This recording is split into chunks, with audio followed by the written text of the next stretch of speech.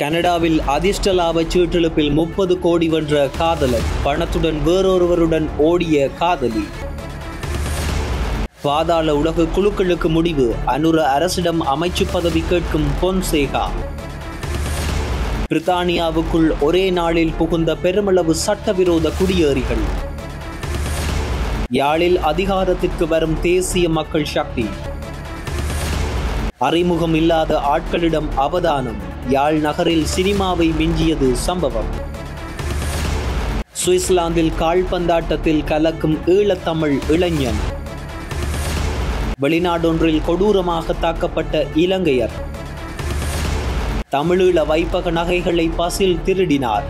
6000 kilogram தங்கத்தை ஜப்பானுக்கு மகிந்த விற்றார். பொன்சேகா அதிரடி தகவல். கனடாவில் காதலனுக்கு அதிர்ஷ்ட லாப சீட்டெழுப்பில் விழுந்த 30 கோடி ரூபாவை சுருட்டிக் கொண்டு வேறொரு நபருடன் காதலி தப்பியோடியுள்ளார். இது தொடர்பில் மேலும் தெரிய வருவதாவது, கனடாவில் உள்ள நபர் ஒருவருக்கு அதிர்ஷ்ட லாப சீட்டில் 5 மில்லியன் கனேடிய டாலர்கள், அதாவது 30 கோடி ரூபாய் அதிர்ஷ்டமாக கிடைத்துள்ளது. அவருக்கு வங்கி கணக்கு கூட இல்லாததால் மேற்கு கனடா அதிர்ஷ்ட லாப சீட்டெழுப்பு அதிகாரிகளின் ஆலோசனையின் பேரில் பணத்தை தனது காதலியின் பெயரில் வைப்பு செய்ய ஒப்புக்கொண்டுள்ளார். இருவரும் 1.5 வருடங்களுக்கு மேலாக உறவில் இருந்திருக்கின்றார்கள். அவர்கள் ஒன்றாக வாழ்ந்திருக்கின்றார்கள் என்ற நம்பிக்கையிலேயே இந்த முடிவை எடுத்ததாகவும் காதலன் கூறியுள்ளார். ஊடகங்களில் குறித்த காதலன் குறித்த வெற்றியை தனது காதலிக்கு சமர்ப்பிப்பதாக பெருமிதத்துடன் கூறியிருந்தார். இந்த நிலையில் அதிர்ஷ்ட லாப சீட்டெழுப்பை வென்ற சில நாட்களுக்கு பிறகு குறித்த காதலி காணாமல் போனதாகவும் கடைசியாக குறித்த காதலியை வேறொரு ஆணுடன் பார்த்ததாக காதலன் தெரிவித்துள்ளார். இலங்கையில் பாதாள உலக குழுக்களுக்கு 1 வருட காலத்திற்குள் முடிவு கட்ட தனக்கு பொது பாதுகாப்பு அமைச்சு பதவி வழங்கப்பட வேண்டும் என இது தொடர்பில் அவர் மேலும் தெரிவிக்கையில், ஃபீல்ட் மார்ஷல் பதவி என்பது அமைச்சரவை அந்தஸ்துள்ள அமைச்சுக்கு நிகரானது. எனவே அமைச்சுக்களின் செயலாளர் பதவி எனக்கு பொருந்தாது. வழங்குவதாக இருந்தால் பொதுமக்கள் பாதுகாப்பு அமைச்சு பதவியே எனக்கு வழங்கப்பட வேண்டும். அவ்வாறு வழங்கப்படும் பட்சத்தில் 1 வருட காலத்திற்குள் பாதாள உலக குழுக்களை கட்டுப்படுத்தலாம். இதன் அர்த்தம் அவர்களை கொலை செய்வது என்பது அல்ல, அவர்களுக்கு புனர்வாழ்வு அளித்து உரிய நடவடிக்கைகள் முன்னெடுக்கப்பட வேண்டும் என்பதாகும். பாதாள உலக குழுக்களுடன் தொடர்புடையதே போதைப் பொருள் விவகாரம். எனவே அதற்கும் 1.5 வருட காலத்திற்குள் முடிவு கட்டலாம். நாட்டுக்காக பொறுப்பொன்றை வகிக்க வேண்டிய கட்டாய தேவை எழுந்த பட்சத்தில் அதனை ஏற்பதற்கு நான் ஒருபோதும் பின்னிற்க மாட்டேன். இவ்வாறு ஃபீல்ட் மார்ஷல் சரத் பொன்சேகா தெரிவித்துள்ளார். ஆங்கில கால்வாயை கடந்து பிரித்தானியாவுக்குள் நுழையும் குடியேறிகளின் பிரச்சினை பிரித்தானிய அரசாங்கத்திற்கு பெரும் தலையிடியாக உள்ள நிலையில் நேற்று ஒரே நாளில் பல சிறிய படகுகளில் 1000க்கும் மேற்பட்டோர் பிரித்தானியாவுக்குள் நுழைந்திருக்கின்றார்கள். இது இந்த வருடத்தில் ஒரே நாளில் ஆங்கில கால்வாயை சட்டவிரோதமாக கடந்த குடியேறிகளின் சாதனை அளவாகும். நேற்று அதிகாலை முதல் காலநிலை நன்றாக இருந்ததால் இந்த சந்தர்ப்பத்தை பயன்படுத்திய சட்டவிரோத குடியேறிகள் பிரான்சில் கடற்கரையில் இருந்து அதிகளவில் பிரித்தானியாவை நோக்கி பயணித்திருக்கின்றார்கள். நூற்றுக்கணக்கான குடியேறிகள் ஆங்கில கால்வாயை கடக்கும் வகையில் பல படகுகளில் ஏறிய போது அந்த வெளியேற்றத்தை தடுக்க முடியாமல் பிரெஞ்சு காவல்துறையினர் வேடிக்கை பார்த்ததாக பிரித்தானிய ஊடகங்கள் தெரிவித்துள்ளது. ஒரே நாளில் அதிக அளவில் குடியேறிகள் ஆங்கில கால்வாயை கடந்ததால் அவர்களை பாதுகாப்பாக மீட்க முடியாமல் திணறிய பிரித்தானிய எல்லை காவல் படகுகள் இந்த மீட்பு முயற்சிக்கு மீன்பிடி படகுகளின் உதவியையும் நாடியிருந்தது. தரையிறங்கியவர்களில் ஒரு பகுதியினர் டோவர் துறைமுகத்தில் உள்ள புலம்பெயர்ந்தோர் செயலாக்க மையத்தால் கையாளப்பட்டதாகவும் டோவர் மற்றும் அருகிலுள்ள கடற்கரைகளில் நேற்று மட்டும் மொத்தமாக 1200 குடியேறிகள் நுழைந்ததாகவும் குறிப்பிடப்பட்டுள்ளது.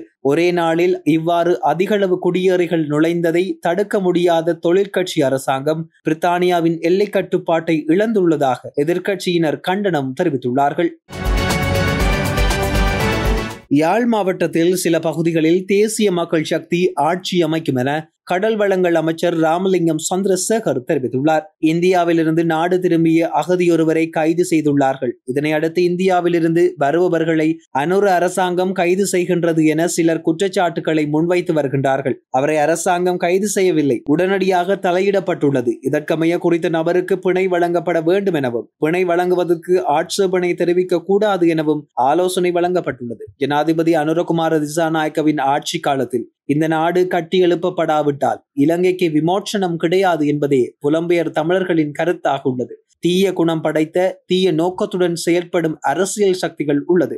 இந்த தீய சக்திகளை சுத்தப்படுத்த வேண்டும். அதனை நாம் செய்ய வேண்டும். உள்ளூராட்சி சபைகளுக்கு தெரிவாகியுள்ள உறுப்பினர்கள் சிறப்பாக செயல்பட வேண்டும். யாழ் மாவட்டத்தில் சில சபைகளில் தேசிய மக்கள் சக்தி ஆட்சி அமைக்கும். இதேவேளை மேலும் சில சபைகளில் எதிர்க்கட்சி தலைவராக கூட சிறப்பாக செயல்பட முடியும் என அவர் தெரிவித்துள்ளார்.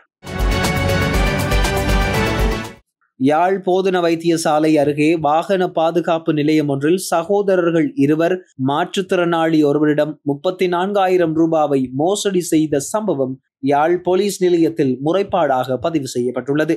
நேற்று முன்தினம் சனிக்கிழமை இரவு இடம்பெற்ற குறித்த மோசடி சம்பவம் தொடர்பில் மேலும் தெரிய வருகையில், பழையைச் சேர்ந்த பாதிக்கப்பட்ட நபர் யாழ்ப்பாணம் நகர பகுதியில் பேருந்தில் பயணிப்பதற்காக தனது சைக்கிளை குறித்த வாகன பாதுகாப்பு நிலையத்தில் நிறுத்திவிட்டு அங்கிருந்து செல்ல முற்பட்டவரிடம் அங்கு வந்த ஒருவர் அவரை தனக்கு தெரியும் என்று கூறி கைபேசி இலக்கத்தை தருமாறு கேட்டுள்ளார்.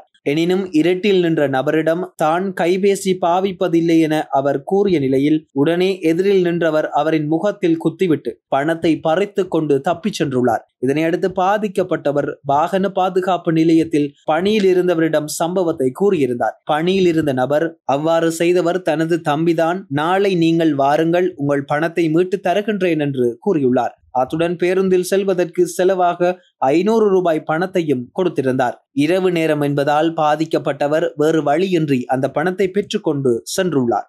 மறுநாள் காலை குறித்த வாகன பாதுகாப்பு நிலையத்திற்கு சென்ற பாதிக்கப்பட்ட நபர் தம்பியிடம் பணத்தை பெற்று தருகின்றேன் என்று கூறிய நபர் பணப்பையை வாங்கி அவரிடம் கொடுத்துள்ளார். பணப்பையை வாங்கிய பாதிக்கப்பட்ட நபர் அந்த இடத்திலேயே சோதனையிட்டுள்ளார். பணப்பையிலிருந்து 8,000 ரூபாய் பணம் காணாமல் போயிருந்ததுடன் வங்கி அட்டை மூலம் 26,000 ரூபாய் எடுக்கப்பட்டமையும் தெரிய வந்துள்ளது.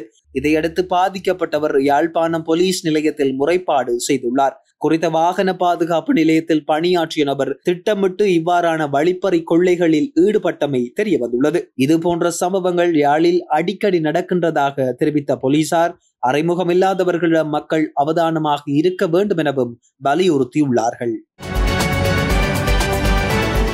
சுவிட்சர்லாந்தில் நடைபெற்று வரும் சுவிஸ் சேலஞ்ச் லீக் கால்பந்தாட்ட போட்டியில் ஈழத்தை பூர்வீகமாக கொண்ட தமிழ் இளைஞர் அஸ்வின் பாலரூபன் தனது அபார திறமையால் அனைவரையும் ஈர்த்துள்ளார். இலங்கை தமிழரான அஸ்வின் FC துன் கழகத்தின் சார்பில் விளையாடி வரும் நிலையில் அணியின் வெற்றிக்கு முக்கிய பங்களித்து வருகின்றார். ஐரோப்பிய ரீதியில் அங்கீகரிக்கப்பட்ட இந்த தொடர் போட்டியில் FC துன் கழகம் சாம்பியன் பட்டம் வென்றுள்ளது. அஸ்வினின் அர்ப்பணிப்பு மற்றும் ஆட்ட திறமை சமூக ஊடகங்களில் பெருமளவில் பாராட்டப்பட்டு வருகின்றது. சுவிட்சர்லாந்தில் நடைபெறும் பல்வேறு கழக மட்ட போட்டிகளில் தனது திறமையை நிரூபித்து வரும் அஸ்வினுக்கு பலரும் தங்கள் பாராட்டை கூறி வருகின்றார்கள். தாய்லாந்தின் பட்டாயாவில் கடந்த சனிக்கிழமை இரவு இலங்கை சுற்றுலா பயணி ஒருவர் கடுமையாக தாக்குதலுக்கு உள்ளாகியுள்ளார். திருநங்கை ஒருவரை அனுமதியின்றி தொட்டமைக்காக இலங்கை பயணி தாக்கப்பட்டதாக அந்த நாட்டு ஊடகங்கள் தகவல் வெளியிட்டுள்ளது. குறித்த திருநங்கையின் பாலினத்தை உறுதிப்படுத்த அவரை இருமுறை தவறாக தொட்டதாக தெரிவிக்கப்படுகின்றது. எனினும் அவர் இவ்வாறு செயற்பட்டமைக்காக 2 பார் செலுத்த வேண்டியதாயிருந்தாலும் இலங்கை சுற்றுலா பயணி அதனை செலுத்த மறுத்துள்ளதாக கூறப்படுகின்றது. அதன் காரணமாக கோபமடைந்த திருநங்கை இலங்கையரின் தலையில் 4-5 முறை பாதணிகளால் தாக்கியுள்ளார். 54 வயதுடைய இலங்கையர் ஒருவரே இவ்வாறு தாக்கப்பட்டுள்ளார். இந்நிலையில் சம்பவ இடத்திற்கு வந்த போலீசார் ரத்தம் வடிந்து கொண்டிருந்த இலங்கையரை காப்பாற்றியதாக தெரிவிக்கப்படுகின்றது. தமிழீழ விடுதலை புலிகள் வைத்திருந்த தங்க நகைகளில் அரைவாசியை முன்னாள் அமைச்சர் பசில் ராஜபக்ஷ கொள்ளையடித்ததாக முன்னாள் இராணுவ தளபதி சரத் பொன்சேகா தெரிவித்துள்ளார். சமீபத்தில் அவர் வழங்கிய நேர்காணல் ஒன்றிலேயே விடுதலை புலிகள் நடத்திய வங்கிகளில் அப்பகுதி மக்களால் அடகு வைக்கப்பட்ட 220 கிலோ தங்க நகைகள் மீட்கப்பட்டிருந்தது. அவை அனைத்தும் பல பொலித்தீன் பைகளில் வைக்கப்பட்டிருந்ததோடு அவற்றை அடகு வைத்தவர்கள் பெயர்களும் குறிப்பிடப்பட்டிருந்தது.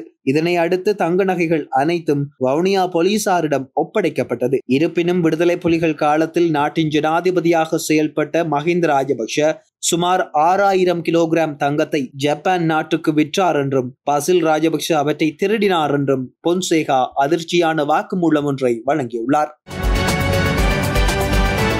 கனடாவில் அதிர்ஷ்ட லாப சீட்டெழுப்பில் 30 கோடி வென்ற காதலர், பணத்துடன் வேறொருவருடன் ஓடிய காதலி. பாதாள உலக குழுக்களுக்கு முடிவு, அனுர அரசிடம் அமைச்சு பதவி கேட்கும் பொன்சேகா. பிரித்தானியாவுக்குள் ஒரே நாளில் புகுந்த பெருமளவு சட்டவிரோத குடியேறிகள். யாழில் அதிகாரத்திற்கு வரும் தேசிய மக்கள் சக்தி. அறிமுகம் இல்லாத ஆட்களிடம் அவதானம், யாழ் நகரில் சினிமாவை மிஞ்சியது சம்பவம். சுவிட்சர்லாந்தில் கால்பந்தாட்டத்தில் கலக்கும் ஈழத்தமிழ் இளைஞன். வெளிநாடொன்றில் கொடூரமாக தாக்கப்பட்ட இலங்கையர். தமிழீழ வைப்பக நகைகளை பசில் திருடினார். 6000 கிலோகிராம் தங்கத்தை ஜப்பானுக்கு மகிந்த விற்றார். பொன்சேகா அதிரடி தகவல்.